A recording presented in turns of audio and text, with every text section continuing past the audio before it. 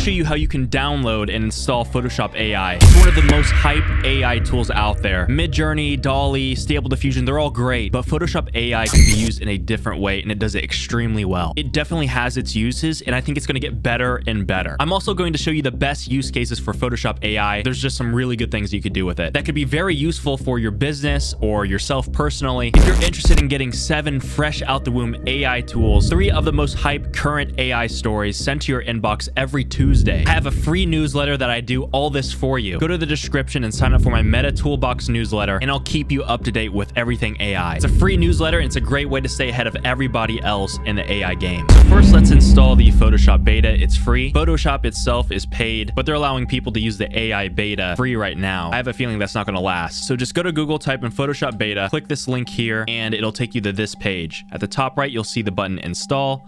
Just hit that. It's going to ask you to open and install a Creative Cloud. You may even have to make an account, so just go ahead and do that here, and then open up Creative Cloud and go to apps, and on the sidebar just go to beta apps. You'll see Photoshop beta here, and on this button it should say install for you if you haven't installed it yet. I've already got it installed, so I'm just going to open, and bam, you've got it open, and I already have a meme up here ready for us. So one of the coolest things with the Photoshop AI is that you can extend out images. For example, we have this meme here, a very familiar meme. So we're going to want to give this meme some space so we can expand it out. So what we do is go to the crop to extend this image out a little bit. And now we have all this blank space on the outer area. So with this layer selected, we're going to control click this. We're going to control click the thumbnail of this layer. You're basically telling Photoshop to select that layer and everything in it. And since we want to generate the outer area of this image, first make sure you're on your select tool. You could be on lasso tool, or you could be on this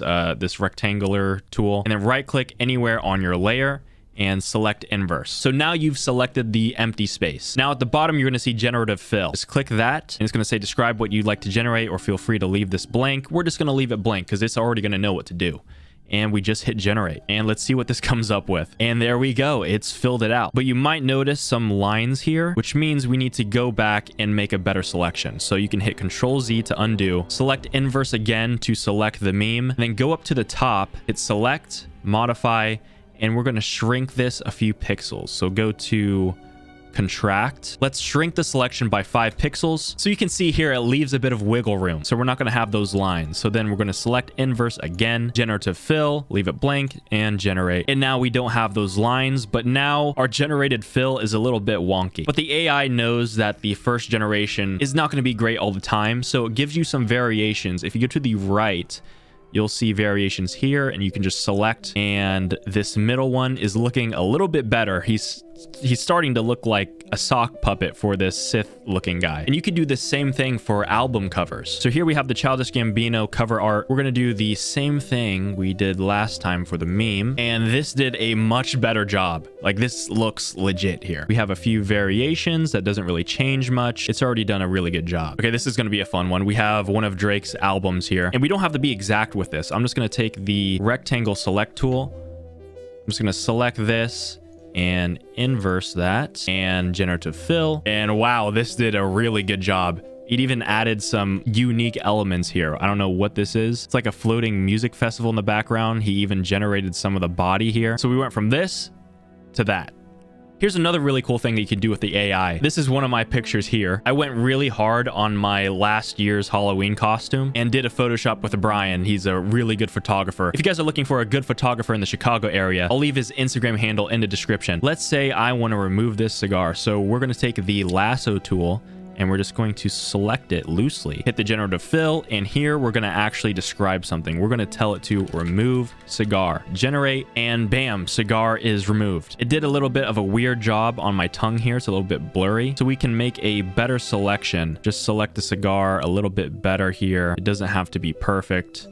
And we'll try that again. And there we go. That did a much better job. And this is an even cooler thing that you could do with this. So let's say I don't think I have enough blood involved in this picture. I want to add more. So usually what you would do is you'd select where you want the added blood and then say add blood and generate and watch what it's going to do. It's not going to allow you that because blood apparently is against the user guidelines. But I found a way around this. I've done this a lot with Midjourney. All these generative AI tools always have like these violation guidelines. There's ways around it. So just select what you have here, generative fill. This time I'm going to say red syrup, because that kind of looks like blood. And it did a really good job last time. Let's see what it does this time. And here we go. It's not perfect. Let's look at the other variations. Okay, those aren't looking too bad, but it's not natural enough. Let's try this again. This time, let's select a bigger area. Let's just select like all of this here, all the way up to my eye, and a little bit of the red here. And let's see what this does. Let's say red syrup on face. Let's be a little bit more descriptive. So we got before and after. It's a little bit better, but it didn't do what I really wanted it to do. Let's look at the variations. There we go. That's a little bit better. And again, you could just keep doing this over and over again until you get what you want. How about let's add some sunglasses? My eyes are looking a little bit crazy, so we're going to want to cover that up. Let's select my eye area here and let's just type in glasses. And there you go. We got glasses now, but we have a problem also. The added makeup that it added is covering our glasses, and that is because of the layers. So you got to pay attention to the layers. We just got to lower this layer down one, and there you go. The makeup is now below the sunglasses.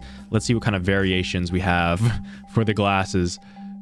There you go. This one's looking really good. Let's add some braces for funsies. Wow, that really changed my teeth there. It gave me new teeth, but this is looking pretty good. What if we say add braces? Does that make any difference? No, it still gives me new teeth. So we went from this to this here. This is a really high quality photo. You can see my mustache hair. You can see my nose hairs. So now we have a pretty landscape picture here. We got some mountains, some trees, but we don't have any goblins. We want to add some ghouls and goblins. So just select where you would want them to be. We're going to pick a spot right here, and we're just going to type in goblin. I guess it's Photoshop's version of a goblin. How about let's add Bigfoot here. This is more of a Yeti. Okay, since we have a Yeti, we got to make this place snowy. So let's select this mountain range here. Very loose selection. Let's type in snow mountains. There we go. We got some nice snow mountains going on. We got a creek here. Let's make this a frozen creek. Not exactly what I was going for, but we got a little bit more snow. How about King Kong on the mountains? I don't know what this is. It's not King Kong, but it's something. Let's check our variations.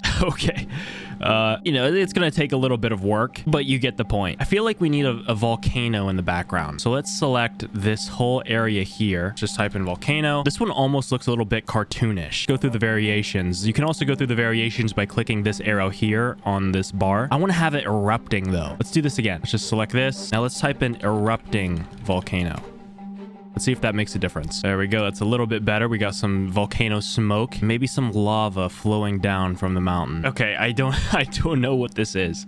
Sometimes I really don't know what the Photoshop AI is thinking. And if you don't like something, you can always go to the layer and then just hide it or delete it. Let's try this again. Flowing hot lava. Okay, it can't mess this up. Okay, this looks more like a train. So that basically gives you the gist of what Photoshop AI can do. It's not 100%, but for a beta, it does pretty good. And who knows, maybe there'll be another AI tool that supersedes Photoshop AI. I think that'd be pretty hard to do. But if you want to know of the newest and best AI tools that come out, again, be sure to subscribe to my Meta Toolbox newsletter. I'll leave a link in the description. It's completely free. You'll get the updates, everything on AI, all the new fresh AI tools every Tuesday. And if this video helped you out, be sure to hit the like button and subscribe to this channel. I'll be doing a lot more videos on the best AI tools and how you can use them for your business or everything else. I'll see you in the next video.